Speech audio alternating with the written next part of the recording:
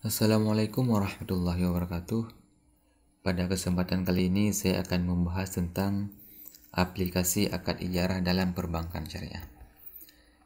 Ijarah adalah akad perpindahan hak guna ataupun manfaat atas suatu barang dalam waktu tertentu dengan pembayaran sewa ataupun ujrah tanpa diikuti dengan perpindahan kepemilikan barang itu sendiri. Sedangkan rukun ijarah yang pertama yaitu adanya pelaku akad, yaitu pemberi sewa, yaitu di sini pemilik barang ya, pemberi sewanya, dan juga adanya penyewa, orang yang akan menyewakan barang tersebut. Rukun yang kedua yaitu objek akad, yaitu adanya manfaat barang, yaitu nanti kita harus membayar sewa, ataupun manfaat jasa, kita harus membayar upah kepada atas jasa tersebut. Rukun yang selanjutnya yaitu adanya ijab kabul. Nah, untuk skema aplikasi akad ijarah dalam perbankan syariah itu sendiri, dari beberapa literatur yang saya baca, terdapat 3 skema ya. Skema yang pertama yaitu ketika bank syariah sudah memiliki barangnya. Skema yang kedua, bank syariah menyewa barang tersebut terlebih dahulu. Sedangkan skema yang ketiga yaitu bank syariah membeli barang tersebut. Nah, skema yang pertama di sini yang akan saya jelaskan, aplikasi akad ijarah dalam perbankan syariah, di mana bank syariah sudah memiliki barang. Sebagai contoh, kita anggap saja barang di sini itu sebuah gedung ya. Bank syariah memiliki gedung tersebut. Nah, kemudian nasabah di sini mengajukan permohonan untuk menyewa gedung kepada bank syariah. Dilakukanlah akad ijarah di sini, yaitu sewa menyewa antara bank syariah dengan nasabah terhadap suatu gedung. Di sini juga disebutkan biaya sewanya berapa dan jangka waktunya juga berapa lama.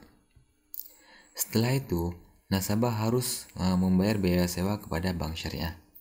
Ketika nasabah sudah membayar biaya sewa kepada bank syariah, kemudian bank syariah melakukan pengalihan hak guna barang kepada nasabah.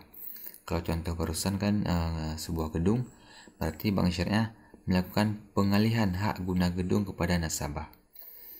Artinya di sini nasabah sudah memiliki hak untuk memanfaatkan gedung tersebut. Setelah itu, ketika masa akadnya sudah selesai ataupun jangka waktunya sudah selesai, berarti nasabah wajib mengembalikan barang kepada bank syariah. Nah, kalau contohnya gedung, nasabah wajib mengembalikan gedung tersebut kepada bank syariah. Artian kata mengembalikan gedung tersebut yaitu mengembalikan hak guna gedung kepada bank syariah. Berarti nasabah sudah tidak memiliki hak lagi untuk memanfaatkan gedung tersebut, dikarenakan masa akadnya sudah berakhir. Sedangkan skema yang kedua di sini yaitu aplikasi akad ijarah dalam perbankan syariah, di mana bank syariah menyewa barang terlebih dahulu. Berarti ada 3 pihak yang terkait di sini ya.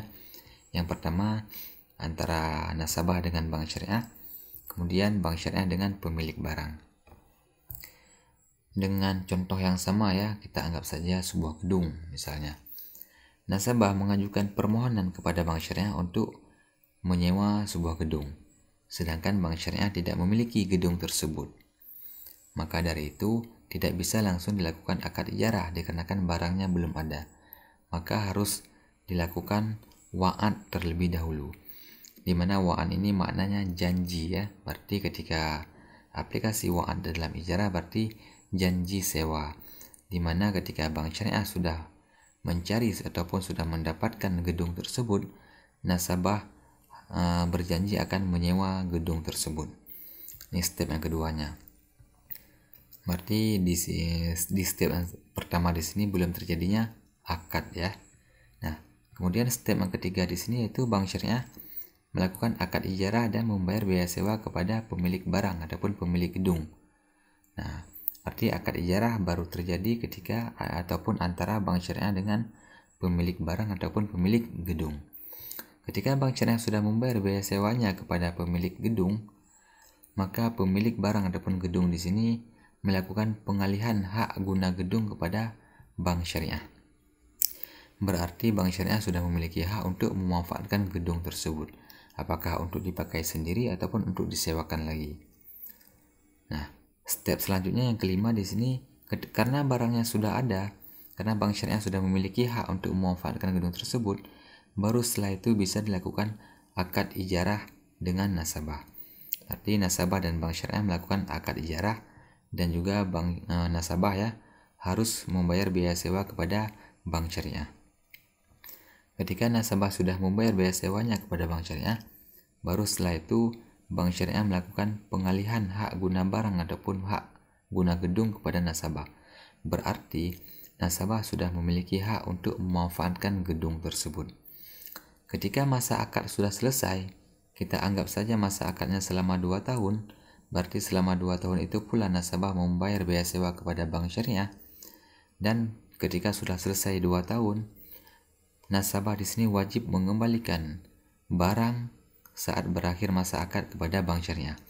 Arti nasabah harus mengembalikan hak guna barang ataupun hak guna gedung kepada bank syariah.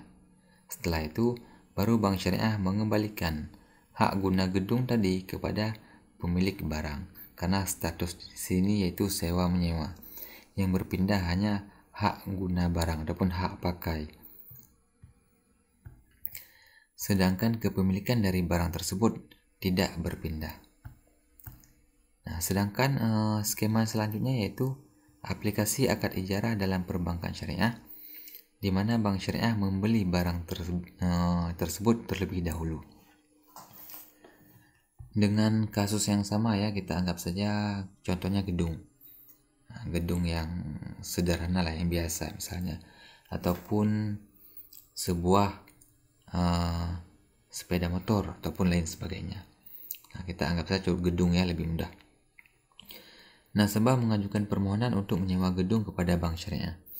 Sedangkan bank syariah di sini tidak memiliki gedungnya, maka harus diawali dengan wa'ad terlebih dahulu, yaitu janji ya, bukan akad. Step yang ketiga, bank syariah membeli barang kepada supplier, yaitu bank syariah membeli gedung kepada supplier ataupun kepada pemilik gedung. Ketika bank syariah sudah membeli kepada supplier, kemudian supplier mengirim barang ataupun dokumen. Ketika kasusnya gedung, maka yang dikirim yaitu hanya dokumennya saja.